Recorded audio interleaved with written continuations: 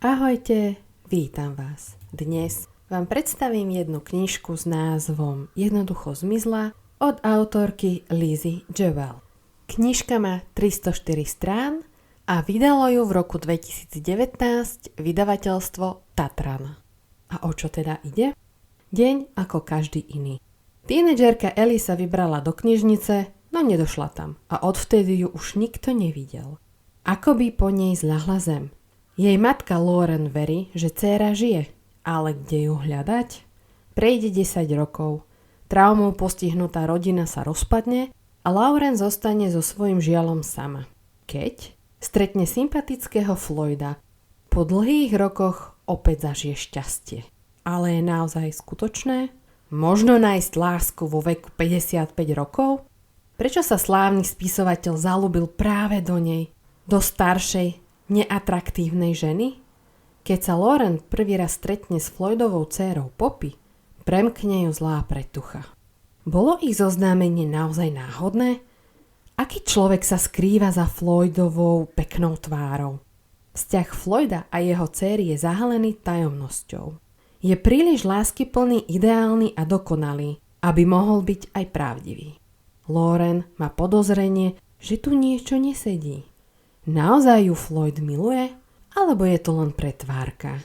Lauren nevie, či mu má dôverovať a či má pokračovať vo vzťahu, ktorý ju naplňa čoraz väčšími obavami a pochybnosťami.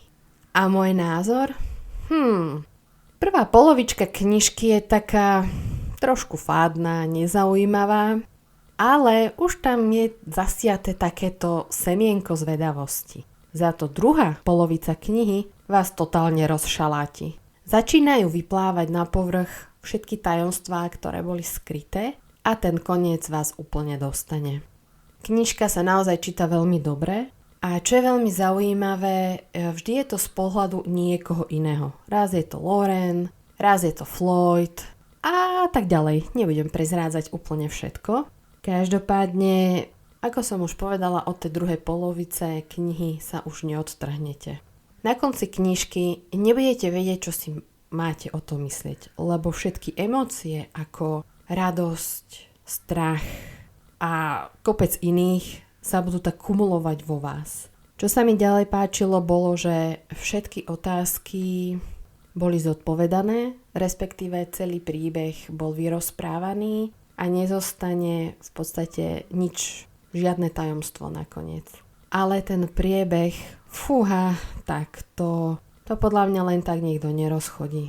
Akože naozaj brutálna knižka. Brutálna. Takže, ak nemáte po nociach čo robiť, tak ako ja, knižka s názvom Jednoducho zmizla je stvorená ako pre vás.